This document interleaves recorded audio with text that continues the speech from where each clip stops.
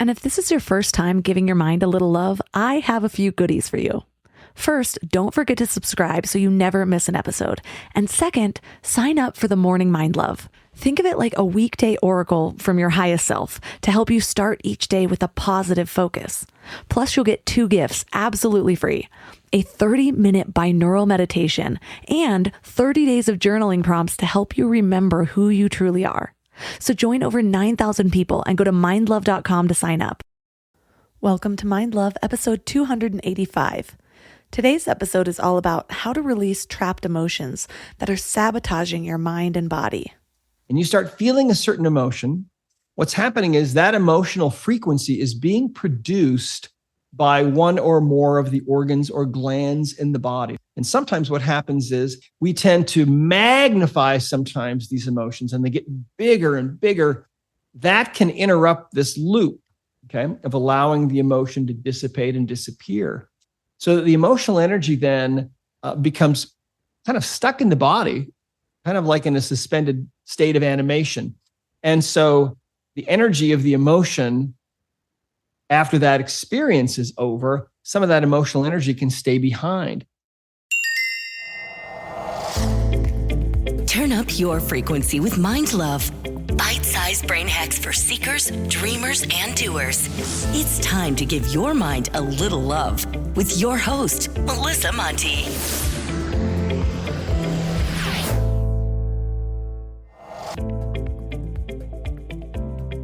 If this is your first time giving your mind a little love, don't forget to hit the subscribe button. Mind love is a habit, and the more you give your mind that love and intention, the better you'll feel about yourself and your life. Plus, it's really a win-win because more subscribers means Mind Love attracts even more amazing guests to bring you their wisdom.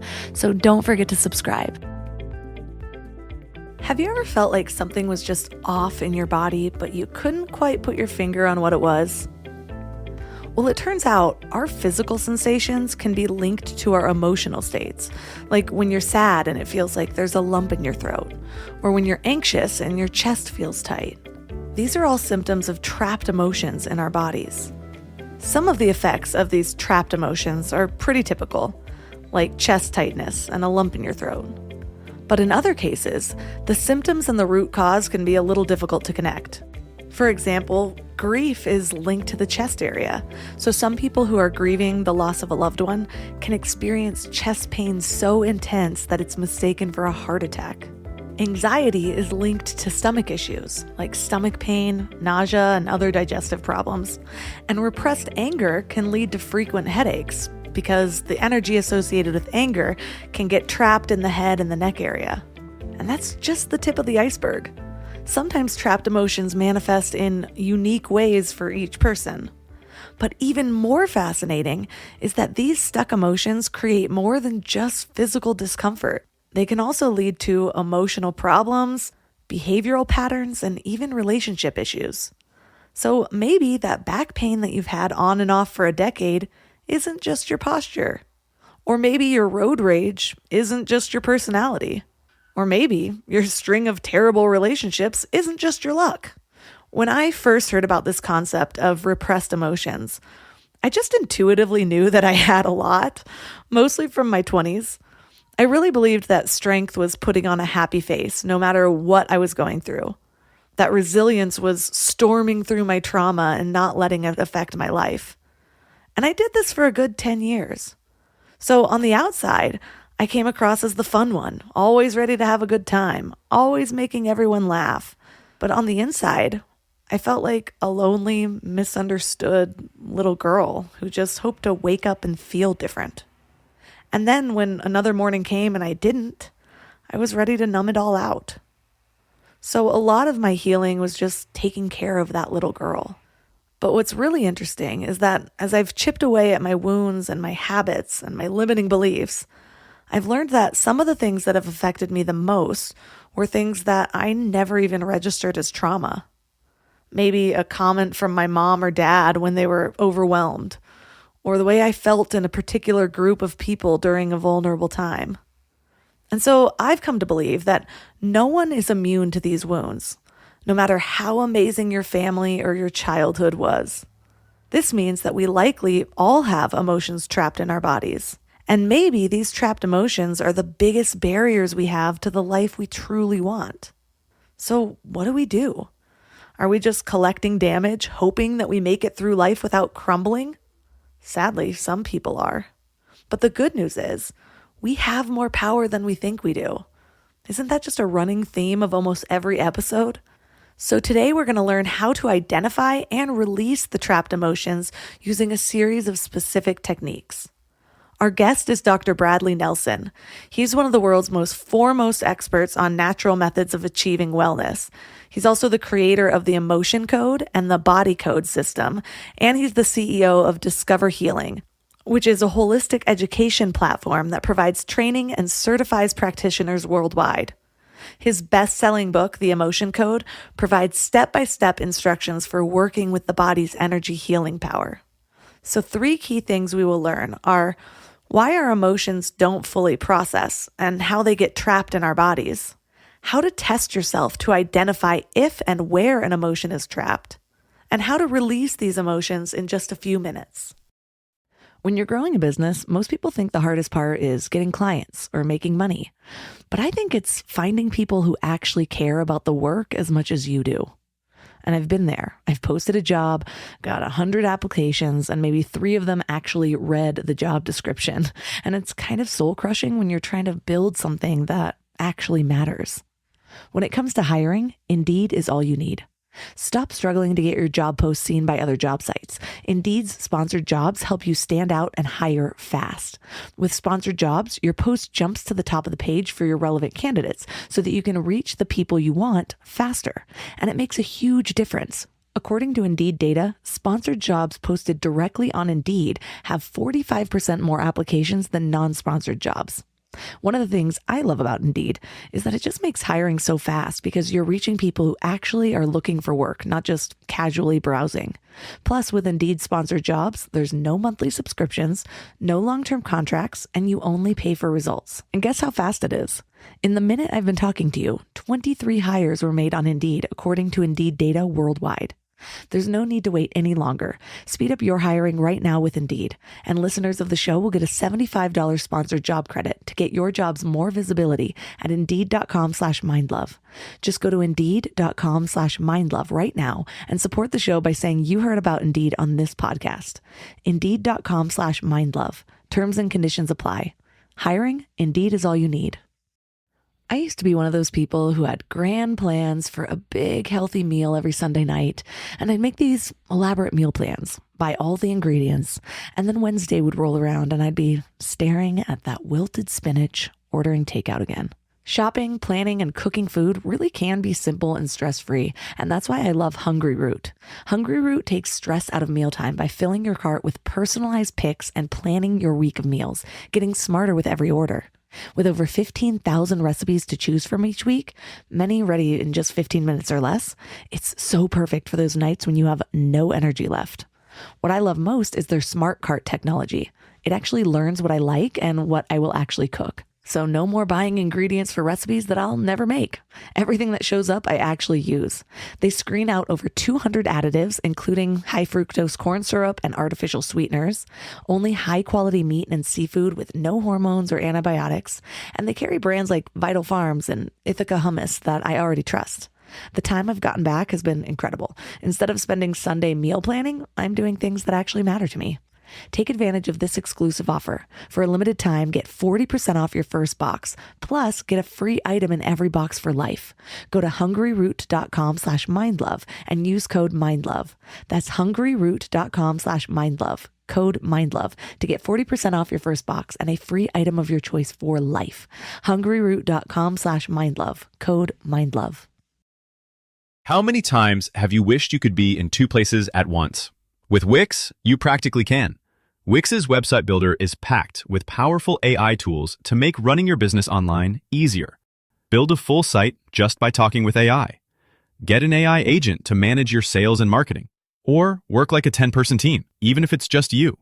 So you don't need superpowers to get everything done. You just need Wix. Try it out for yourself at Wix.com. Wherever you go, whatever they get into. From chill time to everyday adventures, protect your dog from parasites with Credelio Quattro. For full safety information, side effects, and warnings, visit CredeliaQuattroLabel.com. Consult your vet or call 1-888-545-5973. Ask your vet for Credelio Quattro and visit QuattroDog.com.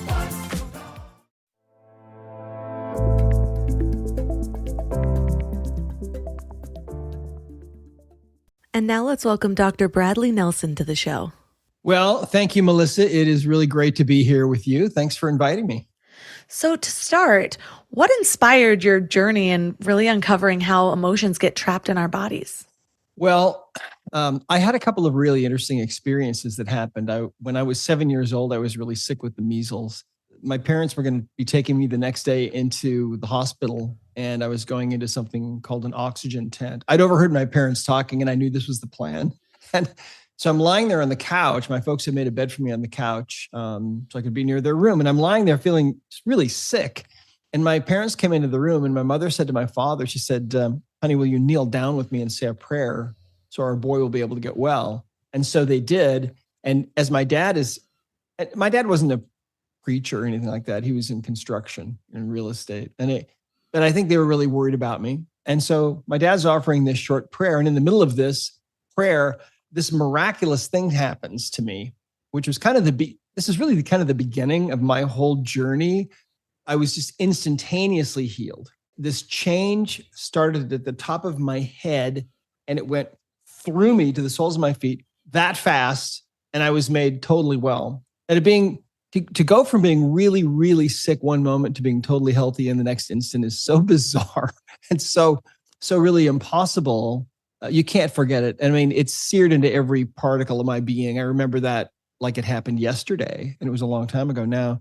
So that was kind of the beginning. That taught me there's a higher power that we may not necessarily always be aware of or think about, but we can sometimes get help if we need it. That was the lesson that came through to me at age 7. And so then when I was 13 years old, I developed kidney disease, and there was no treatment available for me. Medically, they didn't do heart transplants back then. This was back in the 60s. So my parents decided that they would take me to see some alternative doctors. And these doctors started working on me, and my body started responding immediately. And even though Western medicine had nothing to offer me, these people were able to heal my body by doing exactly what my body apparently needed in just a few weeks. So I decided I was going to go into the healing arts at that point. And then I got distracted and I became a computer programmer, back in the early 80s. And when people would buy computers but didn't know what to do with them because there was no software. So I would write software for them. And that was going to be my new career. But then it was an answer to prayer, a very powerful answer to prayer that brought me back to this direction of going into the healing arts. So when I got into practice, I developed this habit. I figured, higher power, God, source energy has gotten me into this, maybe I can get some help. And so with every person that I saw for around 20 years of practice, I would just take a moment before I would work on somebody and just have just a momentary pause and try to just silently, mentally ask for help from up above. We all believe different things, and that's fine. But I'll tell you something, Melissa, there were times when in response to that ask, when information would just flood into me like an avalanche of understanding, and really an amazing thing. That happened rarely. I mean, I can count those experiences on one hand. So here I am for roughly 20 years or so in this solo practice by myself. I've got a few staff members, and I'd have people coming in to see me that had all kinds of different problems. And as my skills improved and got better, I would seem to attract more and more difficult kinds of patients until the last 10 years that I was in practice. Most of the people that I saw had been told that there was really no help for them. There was no hope for them at all in Western medicine. All they could do was take these drugs that would try to suppress their symptoms, and they'd have to just live with it and really end up dying with it. And the vast majority of those people, with just a couple of exceptions, I was able to help get well. And I was able to do that because I knew that the real key to our health and well-being has to do with the subconscious mind. Now, if you think about it, we have a conscious mind, which is where, of course, we spend all our conscious hours, where we work our jobs and we have our relationships and we go to school, take our classes and so on. But then there's another part of our mind. That's our subconscious mind. And that's the part of us that's really the smart part. That's the part that is digesting your breakfast right now or your lunch, and it's converting it over into new red blood cells and new muscle tissue and so on. It's a level, an order of intelligence really that is so far beyond our ability to comprehend that we haven't really even begun to try to comprehend it yet, I think. So anyway, as a computer programmer, you see, when I went to chiropractic school, I can remember sitting in class and hearing my instructors say things like, the brain is the most amazing computer in the world, probably in the universe. And I can remember sitting there thinking, well, if it's really a computer, the brain's a computer, gee, what if we could tap into that computer? What if we could ask questions and get answers from the computer that is inside everybody? Wouldn't that be amazing to help patients, right? To help people get well, because the brain must know what's going on. And it does, see?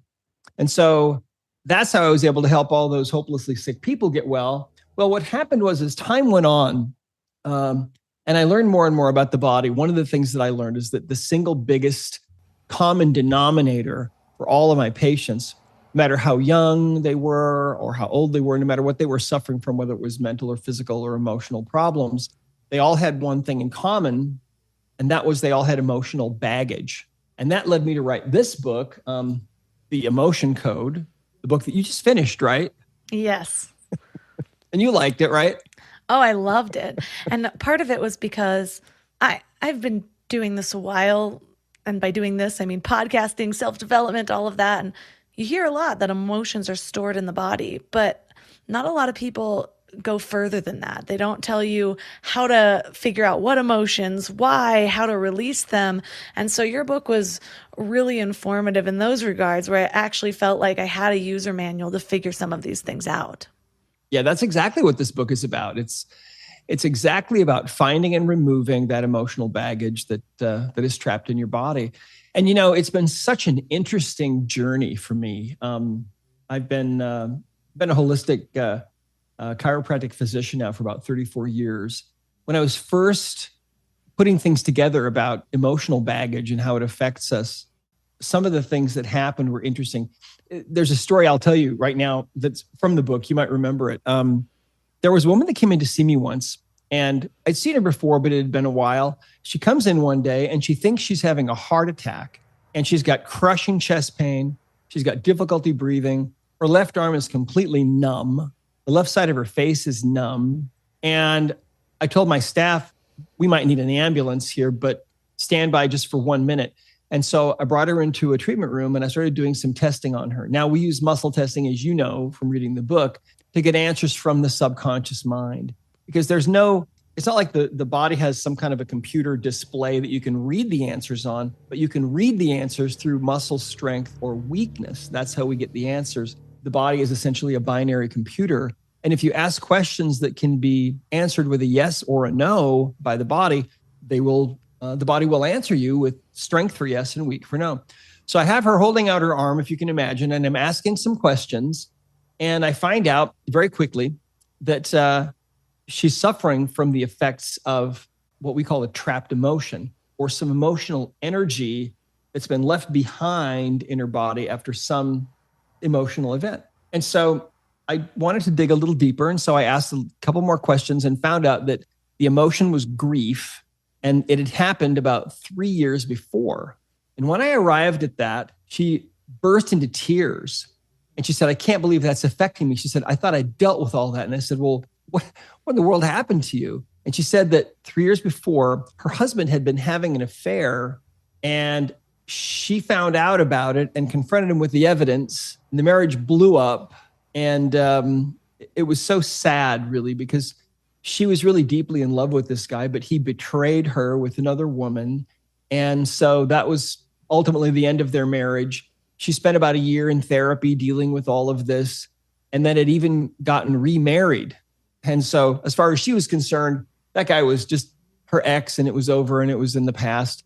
and she was moving on with her life. But as far as her body was concerned, all of that intense grief that she had gone through, that energy was still there. And it was right in her heart, right there where you might expect it to be. So when we find one of these emotional energies that's trapped in the body, they're invisible, you can't see them. But when we find one and we identify it at a certain point, we can release these. And it's just kind of like erasing the energy from that trapped emotion. Kind of like if you take a credit card out of your wallet and you rub a magnet on the little magnetic strip on the back, it erases the data. Mm-hmm. That's kind of what this is like. So to do that, I just swipe down her back a few times, down her governing meridian with either my hand or a magnet. I don't remember, but you can use either. And the feeling came back into her arm and into her face within about 2 or 3 seconds. And the chest pain, difficulty breathing, was all completely gone. It was just amazing. And she left the office about 10 minutes later after joking with my staff. And I remember after she left, sitting down at my desk, and my head was kind of spinning, thinking, what in the world did I just witness? What was that? And see, we all have emotional baggage. And if you think back on your own life and you think back on your experiences that you've gone through, you think about the breakups you've been through, think about all the tears that you've shed. Maybe you used to cry yourself to sleep at night when you were a child. Maybe you used to lay up at night listening to your parents argue. Maybe they got divorced. Maybe you've been through a divorce or breakups or whatever. Maybe you've had bad jobs, or maybe you've lost a loved one. I mean, all of these things and more can leave us with this emotional baggage. And the problem is that this emotional baggage then becomes the underlying reason and the underlying cause of things like depression and anxiety and phobias and panic attacks and PTSD and eating disorders and self-sabotage of all kinds. It also, which is amazing, but it is the underlying cause of 90% of all the physical pain that people have. Now think about that. So if you're in pain right now, there's a 9 out of 10 chance that pain is being caused in whole or in part by some emotional baggage, some emotional energy that is left behind after something that you've gone through.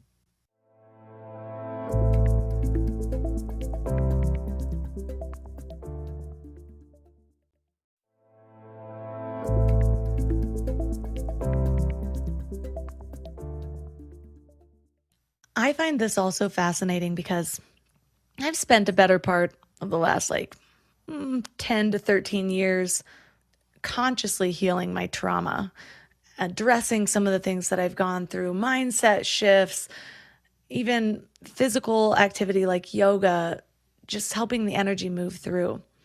And so in the last few years, when I got to a point where I'm like, I think I've addressed most of those things.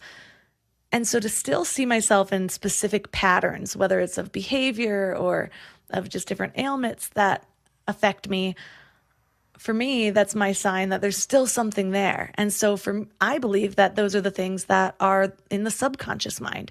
There's only so much that I can do with the conscious mind. And yes, sometimes I can tap into the subconscious with different mindfulness things that I've used, but what often goes missed are those trapped emotions held in the body. And so I want to break some of this stuff down, because I think that sometimes we think we know something because it's a word we've always used or we experience it all the time. But until we actually hear it from a professional that works with these things, we might get a different understanding of it. So I want to start with something that might sound like a silly question. What are emotions exactly, and what activates them? Okay. Well, so let me explain the process that we go through when we start to experience an emotion.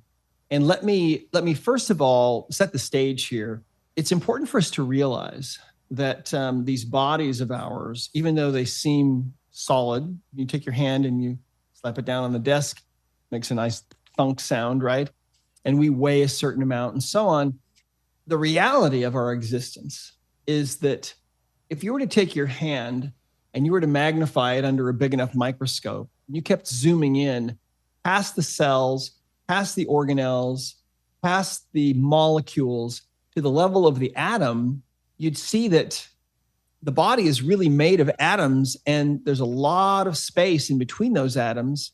And if you look inside the atom, you see there's really nothing in there. It's just energy. So that really, that's all we are. We are just energy.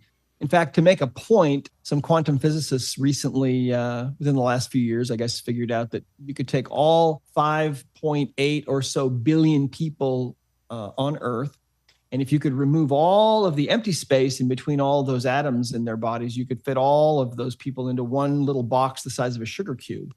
To make a point, that's what they said. And so the body is nothing but pure energy. And think about it. If you shine a bright enough light at the body, you can shine that light right through the body, and your bones will make shadows on the wall or on film. We call that X-ray. X-ray is just a form of light, right? Your bones make shadows. What happens is when you start to feel an emotion, there is this little emotional process that we go through. I like to refer to it as the emotional loop. So when something happens and an emotion starts to come up for you, what's happening is that emotion that you're feeling is a specific and very unique vibration of energy. When you get right down to it, everything in the world, everything in the universe is made of nothing but energy. Thoughts are energy. Emotions are energy too, but every emotion has its own specific frequency. So when something happens and you start feeling a certain emotion, what's happening is that emotional frequency is being produced by one or more of the organs or glands in the body. That's one of the functions that those organs and glands have, is that they are emotional frequency generators, all right?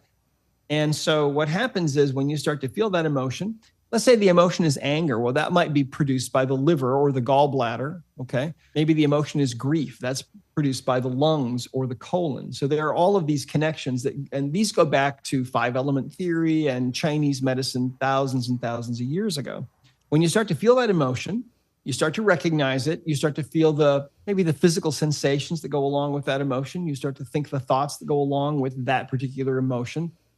And most of the time what happens is we acknowledge that emotion. And so that loop is allowed to complete. So that, in other words, we acknowledge the emotion, then we allow it to dissipate its energy, and then it moves on and we're ready for the next emotion. And we go through this little process multiple times every day. Some emotions are more powerful than others, though. And sometimes what happens is an emotion comes up for us that is really powerful. Sometimes we decide that we're going to make it more powerful, and we decide to become really involved. And maybe we might think, well, yes, I am resentful about that, what that person did to me. And not only am I feeling that emotion naturally because I've been wronged, but I'm going to really get involved with that emotion and really feel that in a really powerful way because, by golly, I can do that. And so we tend to magnify sometimes these emotions, and they get bigger and bigger. That can interrupt this loop, okay, of allowing the emotion to dissipate and disappear. So that the emotional energy then becomes kind of stuck in the body, kind of like in a suspended state of animation.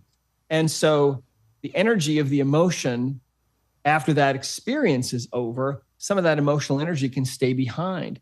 That's one way we develop these trapped emotions, by just becoming too involved and too upset by them. Another thing that happens is sometimes we bury emotions because some emotion's coming up and we don't want to feel it. We don't want to acknowledge it at all. And so we stuff that emotion. You haven't ever done that, have you, Melissa? Oh, I did that for a good decade. Okay. You know what I'm talking about then. Right? Yes. That will also create a trapped emotion because it's breaking the little emotional loop. And so the emotion hasn't been really felt all the way. And so it's kind of suspended in the body. So a trapped emotion is a ball of energy from about the size of a baseball to about the size of a softball. These inhabit the body. The average adult probably has 200 or 300 of these from different things that they've experienced. And sometimes they are even from things we don't remember. Another story that you might recall from the book was an event that I went to. I was speaking at this event about the emotion code. And before the event started, I was greeting people as they were coming into this big room. And I happened to meet this young woman, and she showed up with her mother. So I met the two of them and made their acquaintance. Later on, as I'm talking, I asked for a volunteer. And so this young woman raises her hand. She's sitting on the front row. And so she comes up. And so I start doing some muscle testing with her and asking questions of her subconscious mind. And I find out that she has a trapped emotion of forlorn. And forlorn is kind of feeling all alone and hopeless and kind of desolate. And it happened to her when she was 1 year old. Now, I got that through muscle testing. And I thought, okay, she's not going to know anything about this. And I asked her, I said, do you have any idea what this might have been about? No, she had no idea. And I happened to look out at the audience, and there was her mother. And her mother was as white as a sheet. She has her hands up like this, covering her mouth and her nose. She looks kind of in shock. And I said, hey, do you have any idea what this might be about? And she said she did. She was really embarrassed, but she said that she thought she maybe knew what this was. She said that back in those days, she used to use cloth diapers for her daughter, and she accidentally one day pinned her daughter to her diaper. So her poor daughter's got this safety pin going through her skin, and I'm sure she must have been crying the whole time. And her mom didn't know it until she changed her the next time, which was probably several hours. And so here's this poor baby in all this pain, and she's developing this emotion of forlorn, feeling forlorn. No one's helping me. I'm all alone. And so that emotional energy became trapped in her body. So I released that. I asked if that's what it was. I asked her subconscious mind if that's what had created this. And the answer was yes, from her subconscious, a strong answer. So I released it, which just takes a few seconds. And then she went back and sat down. Well, about 10 days later, I get an email from this girl's mother. And she said, my daughter has had a problem with her hip and her knee. I think it was on the right side, she said, for about 10 years. She was about 21 at the time. And she said, it's been gradually affecting her and gradually getting worse. And she said, it's slowly started to affect the way that she walks. And she said, we've tried everything to fix it, but nobody's been able to fix it. But she said, the moment you release that trapped emotion of forlorn from age 1 about the safety pin of being through her skin, she said, that pain's been gone. She said, I waited 10 days to see if this was some kind of a fluke, but she said, it has not come back. She said, her gait is completely normal now, the way she walks. And she said, not only that, she's feeling this new feeling of lightness of being that she hasn't felt before. And she's telling everybody about this. Now, that's a good example of why we use the subconscious mind, why we ask the subconscious mind about these trapped emotions, because think of it. That girl, if we hadn't found and released that trapped emotion from age 1 about the safety pin problem, she would probably still have, by now, she'd probably have arthritis in her hip and in her knee because of that emotional energy. Isn't that interesting? It's so interesting and so relatable because I think we've all had varying degrees of all of the ways that the emotions get trapped in our bodies. I mentioned that I just stuffed away my emotions for a good 10 years and probably longer than that because I really believed that strength was not letting things affect me, which in my limited perspective, not knowing how to deal with anything as like a teenager, that really just meant hiding my pain and pretending that it wasn't there and not addressing it, not communicating, not trying to understand myself more. And so that energy is going to do what it does because I'm not providing any pathways to release it. And then as far as the kind of amplifying that emotion, I think about that when I get caught up in gossip or one of the things that I've been focusing lately on, because it's the holidays and we all get to go visit our families. And it's one of those things where families trigger us like we've done no work at all. And so one of the things I've noticed is I've been kind of focusing on this idea of re-listening to books like Psycho-Cybernetics and talking about how when we worry, we're basically just sort of manifesting our worst case scenario.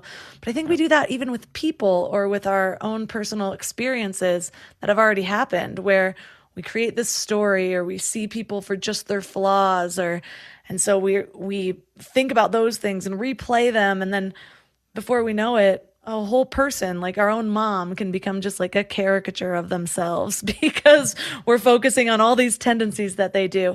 And we do the same things to ourselves when we're beating ourselves up, when we're stuck in a rut.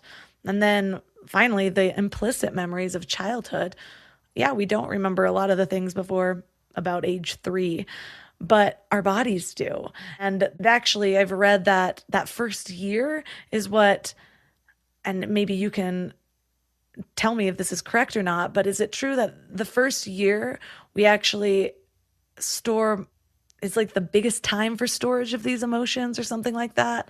It's the time that we're most impressionable. So our brain is just grasping at every single experience we have. And so a lot of us have some people have these big things like neglect or child abuse. And so they're easy to kind of recall. But for many of us, we're like, well, I haven't gone through a big trauma, or I haven't gone through this big thing. But what I don't think a lot of people realize is that what your conscious mind might think of a big thing might not be the same thing that your subconscious mind thinks of as a big thing. And so you might have just passed it off like, no way could that dog nipping me in the shin 25 years ago still have an effect on my subconscious mind. But our bodies are holding on to that because it was in fear.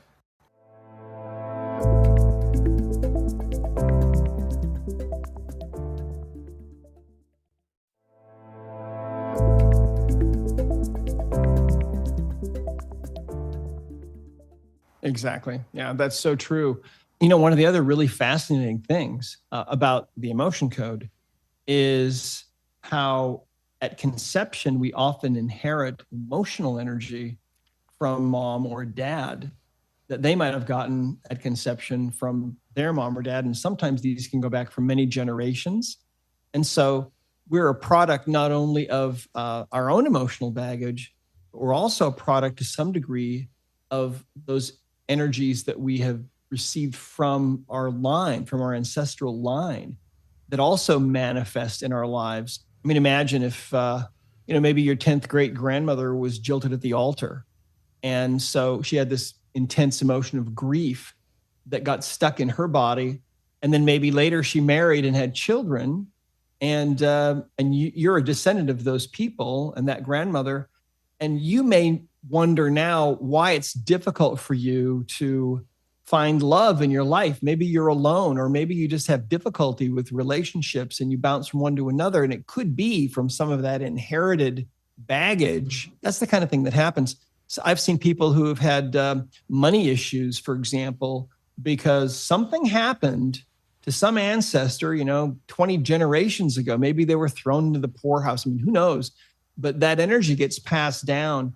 And scientists now are they're finding this out. They're showing that animals that have received some kind of a trauma will somehow share that memory, or they'll share parts of it somehow down the line, up to 14 generations, they say, in lower animals. And so that's what we do too.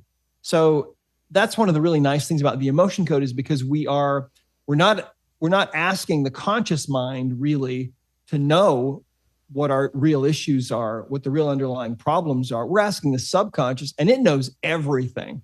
It knows all about all the inherited stuff. It knows what happened when you were in the womb, for example, and your mom was having difficulty and going through emotional trauma. I mean, you may be carrying some of that. Sometimes it's things that happen to us that we don't have any memory of consciously.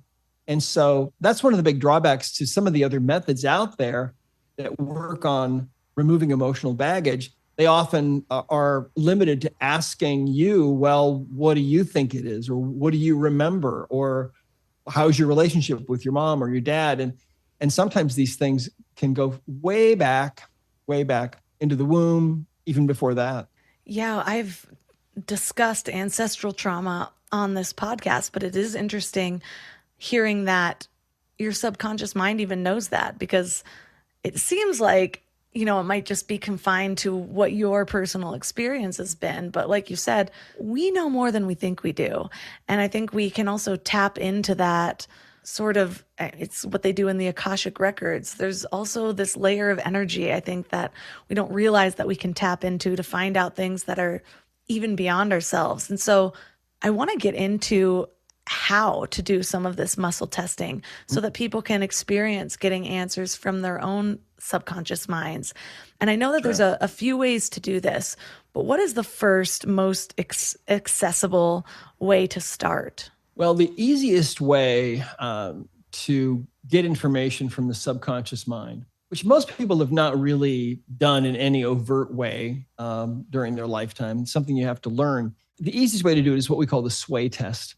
Now, the sway test is performed by standing. You can also sit right on the edge of a chair if you want to. It doesn't really work if you're driving. So if you're driving and listening to this, do it after you get home. But you can stand up, drop your hands down to your sides, just totally relax. Take a deep breath, let it out. And as you're standing there totally relaxed, you'll probably notice that there's a little bit of movement going on. You might sway a little to the right or left, or maybe at an angle, just a little. That's just the normal oscillation that goes on. That's your postural muscles working to keep you from falling over. Now, as you're standing there, let me just share something with you. You know that if you take a plant and you put it in a pot and you put it near a window, it's going to eventually grow towards the light coming in from the window. If you don't rotate it periodically, it's going to end up permanently bent in one direction, right? They've done studies and they found that plants will actually also grow towards sound coming out of a soothing music and lullabies and things, gentle kinds of beautiful sounds coming out of a speaker. Plants will grow towards a speaker. But if the speaker's blasting out really harsh, grating sounds and certain kinds of really intense music, the plant will grow away from the speaker. And so the human body has this same capacity. In other words, as you're standing there totally relaxed, if you're holding thoughts of positivity or congruency or truth, what will happen is, as you hold those thoughts of congruency or positivity or truth, what will happen is your body will start to sway forward. If you're holding thoughts of negativity or falsehood or incongruency, your body will start to sway backward. So what I'd like you to do, let's start with something negative, okay? And just see what your body does. And I don't want you to force this, just allow your subconscious mind to do whatever it wants to do. Let's start with something negative. So I'd like you to think for a moment about the word war. It's about the most negative thing I can think of for this demonstration, okay? We hear that word all the time, don't we? There's always a war going on, it seems, somewhere in the world. Probably all of our lives, there's been a war going on somewhere. What I'd like you to do for a moment, though, is I'd like you to think about what really goes on in war. What is really happening? Bring it down to a human level. What are some human beings doing to other human beings? And what's happening to villages, and what's happening to cities, and what's happening to families, what's happening to children and fathers and mothers and families. Think about all of the tears that have been shed from all the wars that have been fought since day one on this planet. As you think about that, and as you contemplate what war really means, what that word really means on a human level, at a certain point, your subconscious mind is going to become aware of what you are consciously thinking about. And as you hold that thought, your subconscious mind will start to move you away from the sheer negativity of that thought, and you'll start to sway backward. And that's your subconscious moving you away from that negative energy, that negative thought. Now, let's shift gears for a minute. And what I'd like you to do now is I'd like you to think about, just play along with me here. Imagine that we're 1,000 years in the future, and imagine that your life is totally different now. You're still you, but you've changed in some really powerful ways. For one thing, now you're living in a place where you're surrounded with unconditional love. Everything and everyone has nothing but unconditional love for you. What would that feel like? But think about this. Imagine that over the last 1,000 years, you've grown to a point where your ability to love unconditionally yourself has grown exponentially, so that now the love that fills your heart for all of creation, for every being, for every creature, is so big that your heart can't even contain that love. And that love expands out from your heart, and it goes out and it fills the world, and it goes out into space, and it fills the solar system, it fills the galaxy. Imagine what it would be like to be that level of being. Imagine, what would that be like? Now, as you consciously think about that and ponder that potentiality, because I believe it is a potentiality for all of us to get to that state. As you contemplate that, when your subconscious mind connects with what you're consciously holding in your mind, your subconscious will start to move you forward. you'll start to sway forward. I know a lot of your listeners right now and viewers are right on their tiptoes because that's how this works. The subconscious will move you towards that because that is a possible future for you, you see. And so you can use this test, the sway test, to get simpler answers from the body. You can hold a thought, for example. You can ask this question in your subconscious mind. You might want to imagine seeing it on a billboard in your subconscious. Do I have a trapped emotion? Do I have a trapped emotion? Hold that thought in your mind and allow your subconscious mind to give you an answer. And don't force the answer, just allow it to happen. You'll sway forward for yes. You'll sway backward for no. Do I have a trapped emotion? And then here's one other question. And even though you may never have heard of this particular phenomenon, your subconscious mind already knows all about it because the subconscious mind of every one of us is tied into the database of universal intelligence that fills the universe. Ask this question, even if you don't know what this is. Here's the question. Do I have a heart wall? Do I have a heart wall? A heart wall is a wall that we put up around our heart made of layers of emotional baggage, negative emotions. Hold that thought in your mind for a moment. Do I have a heart wall? Do I have a heart wall? And see what your subconscious mind does. And so using a method like this, we can simply ask other yes or no questions. We use a chart of emotions in the emotion code process. The chart consists of 60 emotions divided up into 2 columns and 6 rows. It looks like this in the book. Okay, here's the chart on this side, chart of emotions. And so the next step would be, if you find out, if your subconscious says you have a trapped emotion, the next question would be, okay, is it in column A or column B? And you'll get a yes to one of those, and that'll get rid of half the chart. And then you can ask, is it in an odd row 1 or 3 or 5 in the chart? And you'll get a yes or no on that. And following that process, eventually you'll narrow it down very quickly to a single cell. And you might find that you're in cell A1, and it might be either abandonment or betrayal or forlorn or lost or love unreceived, or maybe it's column B, row 6. Maybe it's pride, shame, shock, or unworthy or worthless. And you'll be able to go through and ask which emotion it is, and the subconscious mind will take you to the emotion. There's just a simple process. The whole process is outlined in the book of how to do this. The beauty of it, though, is that literally anyone can do this. It's very, very rapid. And there's nothing in this system about going back and reliving trauma or re-experiencing anything like that at all. The emotion code simply works by finding as rapidly as possible the emotional energy that's stuck in the body and deleting it. That's it. Super fast. It reminds me of how, sometimes you think you're completely relaxed and then you actually do a body scan with a meditation or something and you get to like your shoulders and you're like, oh my God, I didn't even know I was holding it up. Sure. And so that's kind of reminds me of the simplicity of this. When you spot the area, you can then have greater ability to release it. You mentioned earlier how you can use either your hand or a magnet. What's the difference between those two processes? Well, there's really no difference. I mean, when you're working on yourself or on another person, you use a meridian called the governing meridian. Now, the meridians, first of all, for those of you that might not be familiar with it, the meridians are like little rivers of energy that flow just under the skin in the body. And they're all over the body.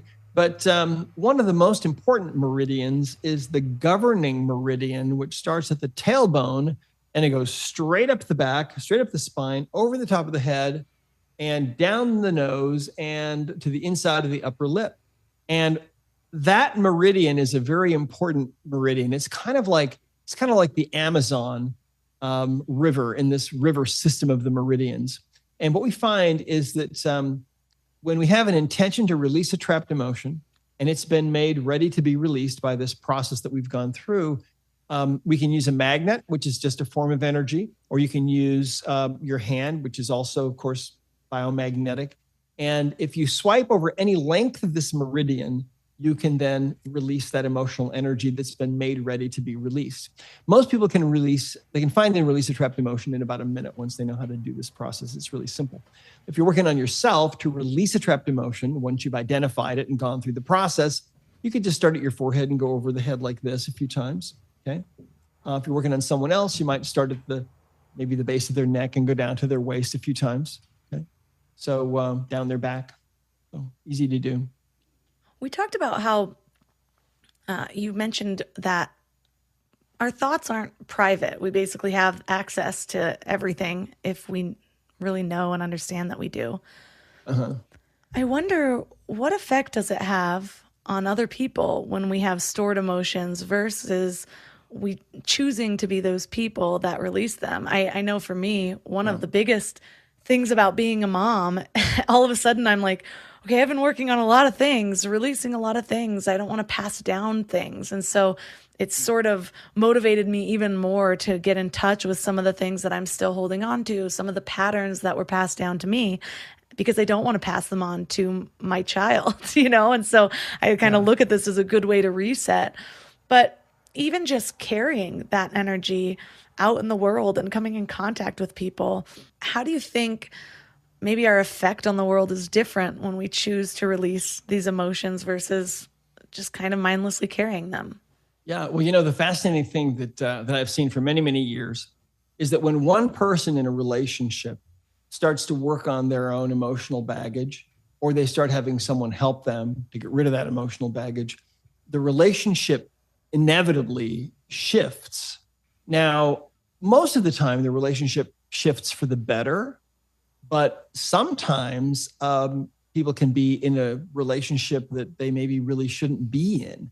And sometimes they're staying in the relationship because of their emotional baggage. And really that brings us, I suppose, to the heart wall.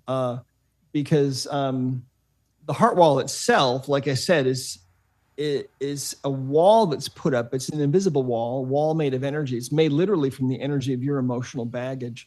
And when a person has a heart wall and that wall is taken down, that tends to create the biggest shift of all in people's love lives and relationships. I like to say we're living now in the age of the heart. And if you go back to the 1960s, when doctors first started doing heart transplants, they found that sometimes people would come back and they would report strange goings on. They would talk about how their taste in music or food or sports totally changed, or that they had memories of being in places that they never in their life had ever visited, or that their handwriting had totally changed. And when they would connect these people with the family of the heart donor, the person who, of course, had died, they would find out, yes, that's our son's handwriting that you have. How weird is that? Or, well, yeah, our daughter visited Rome every year. It was her favorite thing to do. And now you have memories of being in Rome, but you've never in your whole life ever visited there. Those must be her memories. Crazy, right? Their whole book's written about this. It's called cellular memory. And it specifically happens with these heart transplants. Sorry, it's a little noisy here. Anyway, so it's really, really fascinating.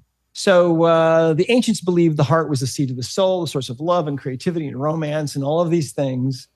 And in the West, we've never really given much credence to those old ideas. If anything, we've just thought, those ancient peoples, they didn't have the kind of equipment we have today. They were just really poetic, and they thought the heart had to do with love and romance. We know the heart is just a pump. That's all it is. But guess what? When you're feeling really deeply hurt by somebody, where do you feel it? You feel it here, right? You feel like your heart is going to break. That word heartache comes from, that feeling, right? You can feel like there's an elephant sitting on your chest, or like you can't breathe.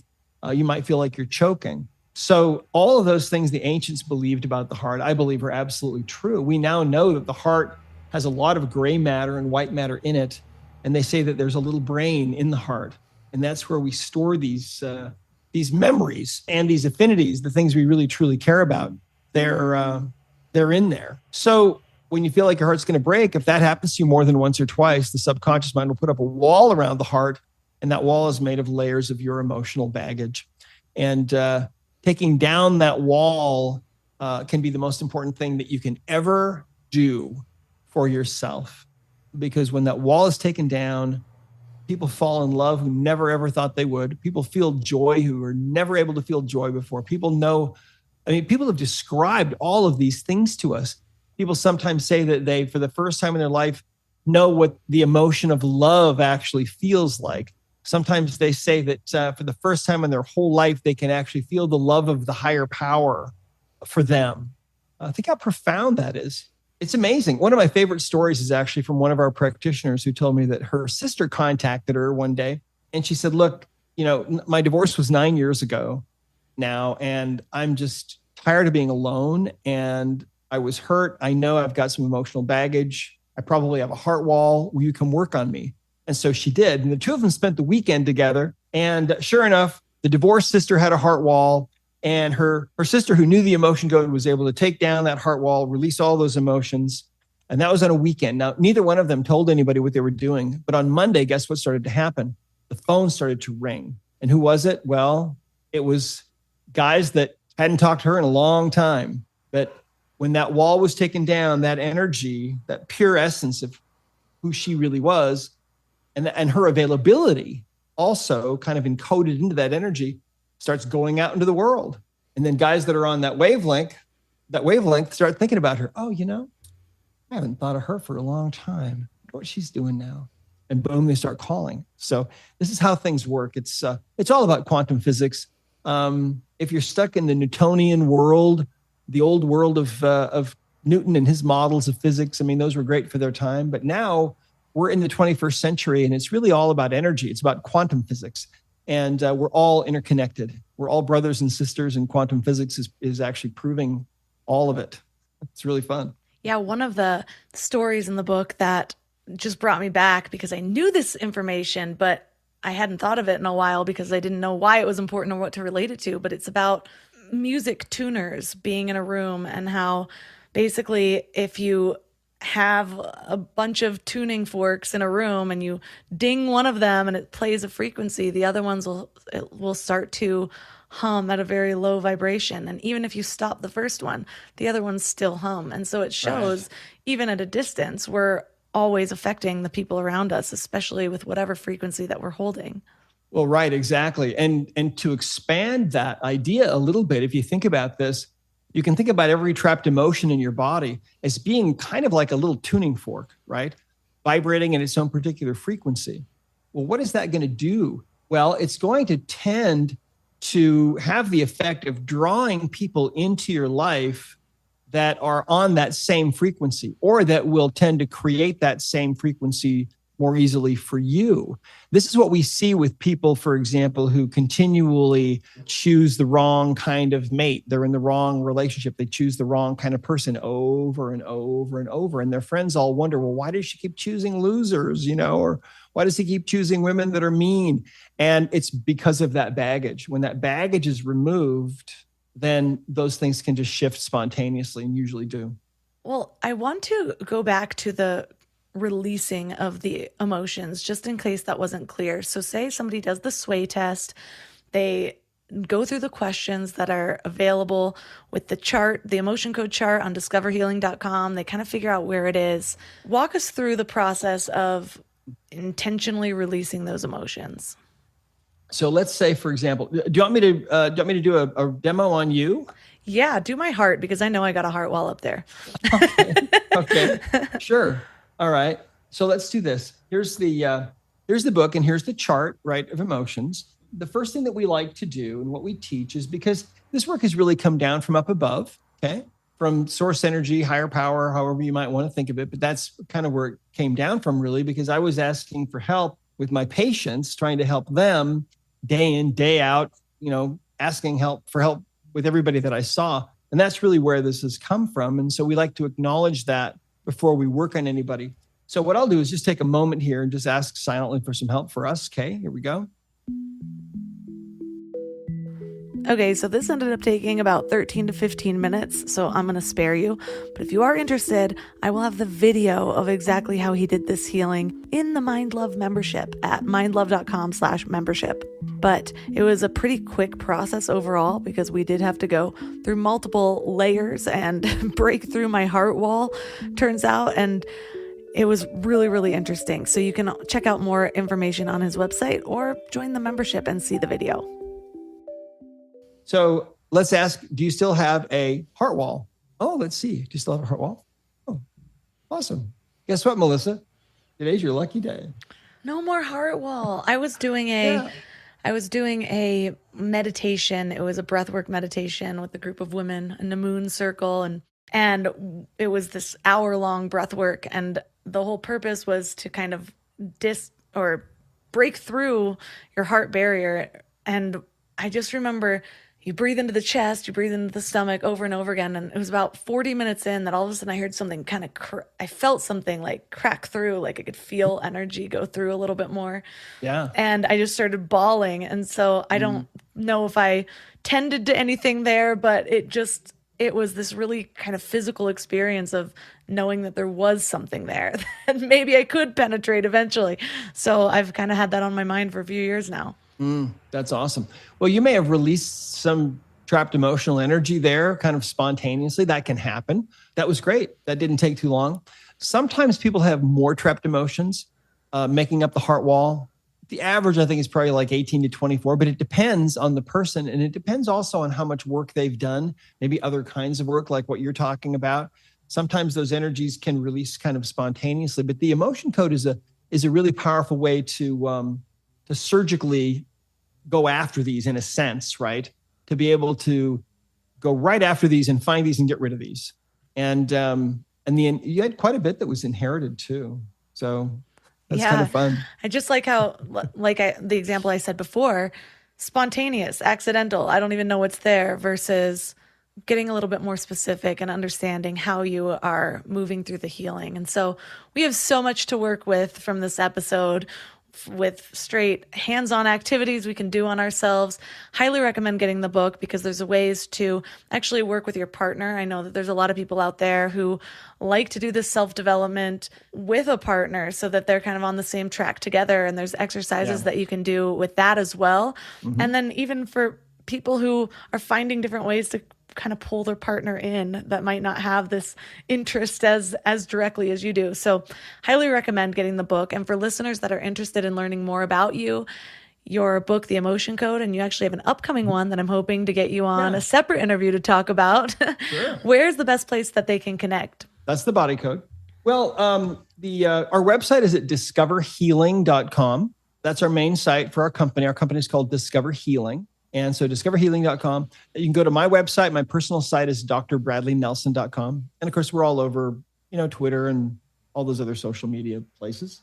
So this is the book, The Emotion Code, available, of course, now on Amazon, Barnes & Noble, other places, wherever books are sold. And then we have this book, The Body Code, that goes the rest of the way beyond emotional baggage to all of the other kinds of imbalances that cause us to lose our health, and how you can tap into the subconscious mind.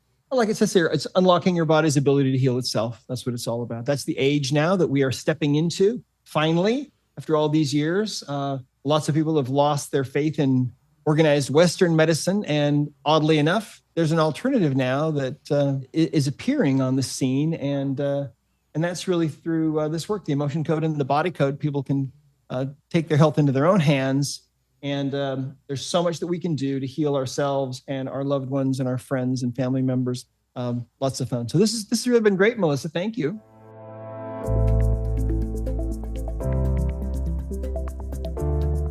All the links for this episode will be at mindlove.com/285. I bet you can guess what your challenge is going to be. Why not try a little muscle testing? We have a number of ways to do this, but I feel like the easiest way to do this is the sway test. This is something I learned actually years ago when I was learning about pendulums. I had this holistic healer that was teaching me about these things. And honestly, at that time, I was a little skeptical. But the more that I use it in this way, rather than relying on an outside tool, instead I'm focusing on my own body, the more I practice, the more I gain that trust with myself. And I can feel myself do that in conversations. For example, when I feel closed off from the conversation, like I don't want to be in it, I notice that I'm naturally kind of pulling away, or I'll cross my arms. All of those cues that we learned back with Vanessa Van Edwards' episode, which was episode 223, one of the most fascinating episodes. If you haven't listened to it, go listen to that one. There's all these nonverbal cues that we just intuitively do. It comes naturally. And when we are engaged in something, we naturally lean forward. So why do we think that that wouldn't happen when we're on our own? Because our minds are so powerful. Our minds can take us into a doom spiral, or they can give us chills when we're thinking about something that makes us happy and elated. So, of course, your body's going to react to different thoughts and sensations. And the thing that we need to overcome is trusting that we have more wisdom than our conscious mind does. And the more you listen to podcasts like this, the more you read books, talk to people who really study the mind or collective consciousness, this isn't just a theory anymore. There's so much proof out there that we have this access into this universal layer of energy that's just packed with wisdom. It's why you can find dozens of studies on telepathy if you scour CIA documents. This isn't just woo. It might be something that certain powers that be try to hide from you, because nobody wants a mass of people who know their own power, but that's what we're here for, to tap right into that. So try it out and play with it a lot, because that's what mastery is. You can try it one time and be like, this doesn't work for me. But who tries anything one time and actually feels confident in doing it? So practice when you're bored. Practice while you're making dinner. While you're just standing there rocking back and forth from your heels to your toes. Just see what happens and let me know how it goes. Reach out to me on Instagram at mindlovemelissa. If you loved this episode, the best way to show how much you love it is to share it on Instagram, take a screenshot, and tag Mind Love Podcast or Mind Love Melissa. I've also been spending a lot of time on Twitter. Twitter is my business personality. It's my entrepreneur side and content. So meet me there, Mind Love Melissa. Tag me, whether it's on Instagram or on Twitter, and I will reshare or retweet. And all of my sponsors are at mindlove.com/sponsors. I've also had a recent website redesign, so check out everything on mindlove.com. There's a brand new membership community that is packed with masterclasses, seriously thousands of dollars worth of courses for a very low monthly fee. I did a survey recently asking what you guys would like to see from Mind Love, and a lot of people were like, sounds kind of cheesy, but worksheets and such. Well, if you want to get your hands in this content, the membership is the best place to do that. So you can find that at mindlove.com/membership. And that's all for today. So thanks for giving your mind a little love today, and I'll see you next week. Thanks for tuning into Your Higher Frequency with Mind Love. Head to mindlove.com for a free gift to keep your vibes up until next week.